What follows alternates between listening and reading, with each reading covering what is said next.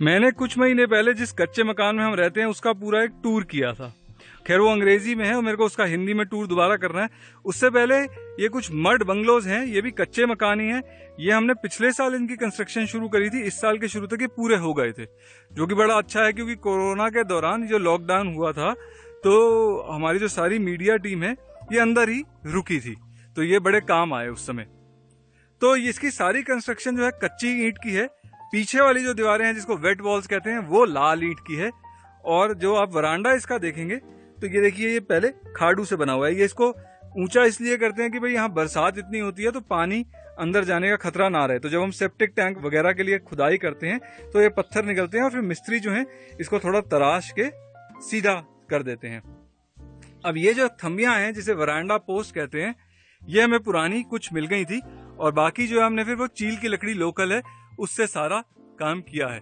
ये देखिए ये सारा बांस जो है, बांस तो सारा ही लोकल ही होता है, तो हमारे फार्म से ही है थोड़ा, और थोड़ा हमने बाहर से लिया है और उसके ऊपर जो है चील की फटियां हैं। अब आप देखेंगे कच्चा मकान होते हुए भी जो इसका प्लस्तर है बहुत ज्यादा स्मूथ है। वो इसलिए कि हमने एक तो इस पे 3 बारी प्लस्तर हुआ है, जिसमें से जो आखिरी लेयर है उससे जो पहले सेकंड लास्ट जो लेयर है उसमें फेविकोल भी मिक्स था, फेविकोल, मिट्टी और गोबर, तो सीमेंट की बजाय वो किया है। खैर ये इस कंस्ट्रक्शन का पार्ट नहीं है, फिर भी मैं आपको दिखाता हूँ। देखिए बड़ा सुंदर है ये दृश्य। ये जो दीवार है ये हमने तोड़ी थी कंस्ट्रक्शन के दौरान अंदर माल ढो के लाने के लिए, तो इसको हमने जो रिपेयर है वो सारा बियर की बोतलें, हमारा यहाँ अल्कोहल फ्री जोन है पर बियर की बोतलें कबाड़ी से लेके हमने ये दीवार को वो कर दिया। ये सारे जो आसपास है ये आड़ू के वृक्ष लगे हुए हैं और कुछ और चीजें और निकल रही हैं। यहाँ अरहर लगती नहीं है पर मैंने फिर भी लगाने का ट्राई किया है। खैर अंदर लेके चलने से पहले एक बात और, ये जब बन रहा था तो भूमि कॉलेज से 2 लोग आए हुए थे, मुठोक और सिल्वा, उन्होंने बड़ी मदद की। और इसके अलावा लद्दाख से एक सोनम करके वॉलेंटियर आए थे, उन्होंने बड़ी मदद की। ये देखिए उन तीनों ने मिलके ये एक मड स्कल्पचर बनाया है। इसमें कुछ भी नहीं है, उन्होंने सिर्फ मिट्टी का बनाया है और उसके ऊपर अलसी के तेल का एक घोल सा लगाया। तो ये जो उन्होंने बनाया है ये 5 फ्रेंड्स करके वो है, एक बड़ी पॉपुलर बुद्धिस्ट पेंटिंग है। अब मुझे नहीं पता 5 फ्रेंड्स हैं या 4 हैं, इधर वे। तो ये बेसिकली यही प्रेम और सौहार्द को प्रमोट करती है और ये उन्होंने बनाई।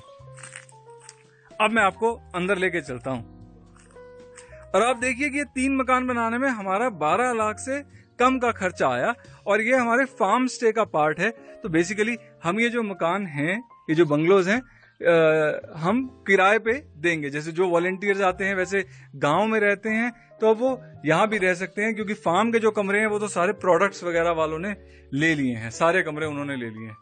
खैर इस मकान की देखिए छत कितनी ऊंची है और इसमें स्काईलाइट भी है।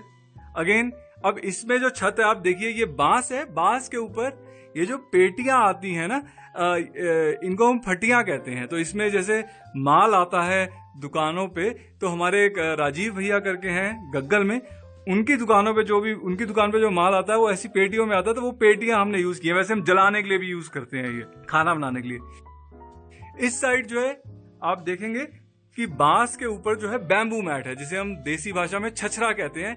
ये पूरे गोल बांस को ही फाड़ फाड़ के फ्लैट कर दिया जाता है। उसके अलावा जो सारी कंस्ट्रक्शन है वो फिर चील की लकड़ी से हुई है। ये सारी लकड़ी हमें नई खरीदनी पड़ी, पर चील की लकड़ी फिर भी बाकियों के मुकाबले बहुत सस्टेनेबल है, सस्ती है और लोकली अवेलेबल है। जो फर्श है वो सारा स्लेट का बना है, क्योंकि काफी टाइम से यहाँ कोई रह नहीं रहा तो अब थोड़ा वो इतना क्लीन नहीं है। सॉरी, मैं आपको लेआउट थोड़ा बताता हूँ। तो लेआउट जो है, जैसे ये तो बैठक टाइप कमरा है, जैसे आप लिविंग रूम कह लें, इसी के साथ ही बाथरूम है अटैच्ड और ये एक किचनेट है। तो छोटे से एरिया में ही पूरा आपका रहने का जुगाड़ है। उसके बाद अब आप सीढ़ी से ऊपर चले जाते हैं तो आप उस एरिया में पहुंच जाते हैं जब मैंने आपको दिखाया था वरांडा है।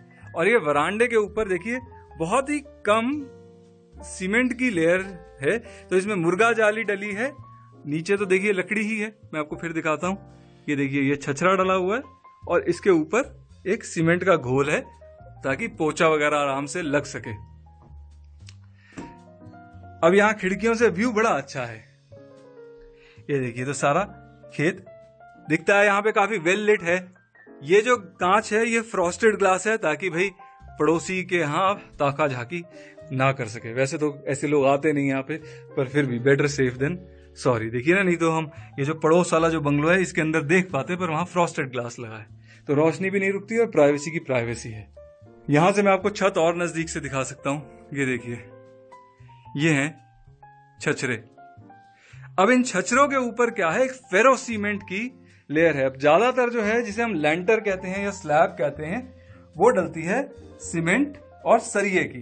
पर ये जो फेरो सीमेंट की लेयर है, इसमें बस एक पतली सी लेयर होती है सीमेंट की 1 इंच की, जिसके अंदर मुर्गा जाली रहती है और उसको पूरी स्ट्रेंथ मिल जाती है, और उसके ऊपर फिर स्लेट है। तो उससे सीमेंट से क्या है कि भाई जैसे बारिश होती है तो अंदर टप टप टप टप की खूब आवाज नहीं आती, और थोड़ी हमें इंसुलेशन भी मिल जाती है।